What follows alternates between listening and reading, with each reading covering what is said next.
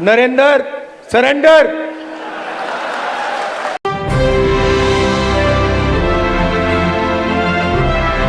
तरफ कांग्रेस पार्टी है,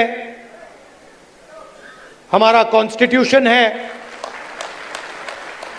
और दूसरी तरफ बीजेपी और आरएसएस जो इसको मानती नहीं है और इसको खत्म करना चाहती है।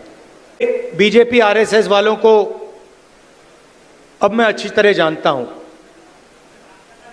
इन पर थोड़ा सा दबाव डालो, थोड़ा सा धक्का मारो, डर के भाग जाते हैं ये लोग।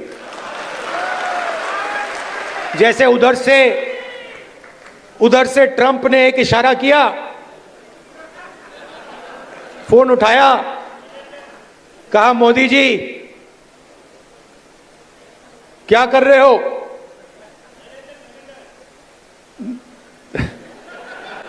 नरेंद्र सरेंडर।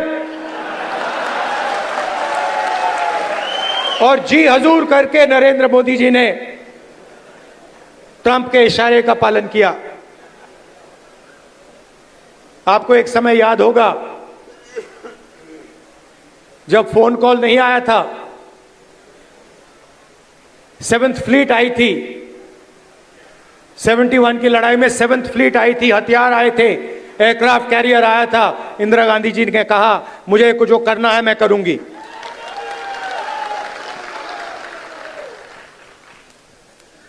ये फर्क है, इनका कैरेक्टर है। ये सारे के सारे ऐसे हैं।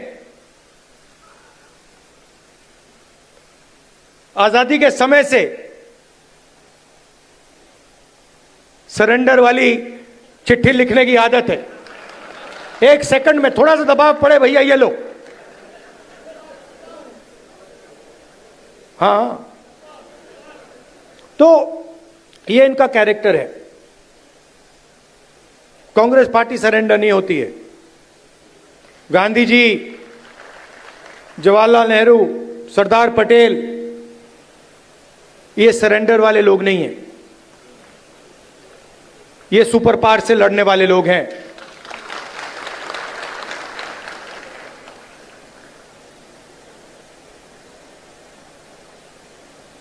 तो जाति जनगणना की बात मैंने कहा, देखिए आपको जो करना है करो। हम सामाजिक न्याय की लड़ाई लड़ेंगे और जाति जनगणना को हम लोकसभा में पास करेंगे। मोदी जी पहले कहते थे कोई जात नहीं है, फिर सिर्फ 4 जात हैं। चुनाव के समय वो ओबीसी बन जाते हैं। गडकरी जी ने कहा, मोहन भगवत ने बयान दिए,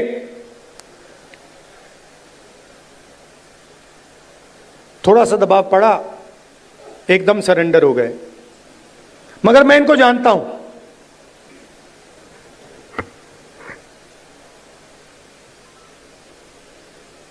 जैसे इन्होंने महिला आरक्षण का काम किया था, वो 10 साल बाद वाला, यहां भी वही कोशिश है इनकी। ये करना नहीं चाहते हैं, ये दबाव में आकर बोल गए हैं, मगर ये करना नहीं चाहते हैं, क्योंकि ये इस देश में न्याय नहीं चाहते हैं। ये अंबानी अदानी वाला देश चाहते हैं, अरबपतियों वाला देश चाहते हैं, सामाजिक न्याय वाला देश नहीं चाहते हैं। मैं आपको तेलंगाना की बात करना चाहता हूं। 2 मॉडल हैं जाति जनगणना के, एक तेलंगाना का मॉडल और दूसरा बीजेपी का बिहार का मॉडल, और जो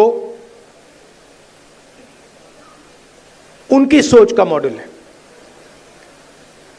तेलंगाना में जाति जनगणना कैसे हुआ मैं आपको बताना चाहता हूं।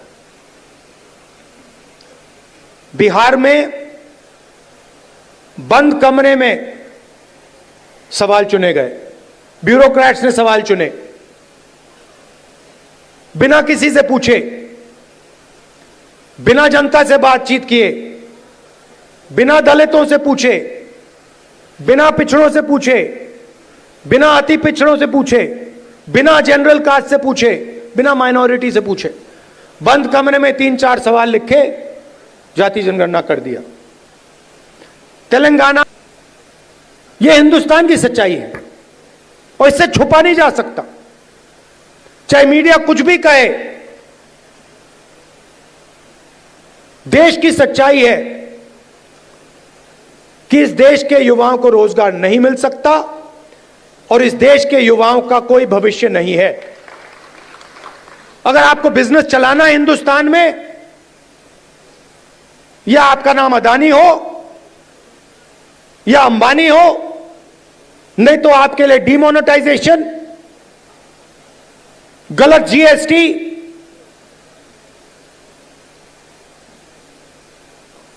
या फिर आप उनके लिए जाके काम करो। डिस्ट्रिक्ट प्रेसिडेंट बनेगा, वो पुराना डिस्ट्रिक्ट प्रेसिडेंट जैसा नहीं होगा। फर्क क्या होगा मैं आपको सिंपल तरीके से बता दूंगा। नए डिस्ट्रिक्ट प्रेसिडेंट को हम ऑब्जेक्टिव तरीके से नापेंगे।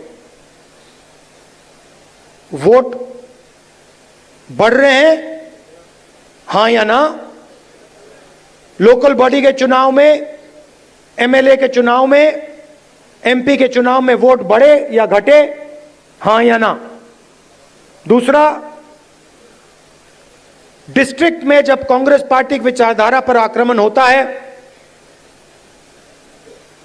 किसी दलित को, आदिवासी को, पिछड़े वर्ग को, गरीब जनरल कास्ट को, महिला को मारा जाता है, पीटा जाता है, दबाया जाता है, माइनॉरिटी को मारा जाता है, पीटा जाता है, दबाया जाता है, कांग्रेस पार्टी क्या वहां खड़ी मिली या नहीं मिली?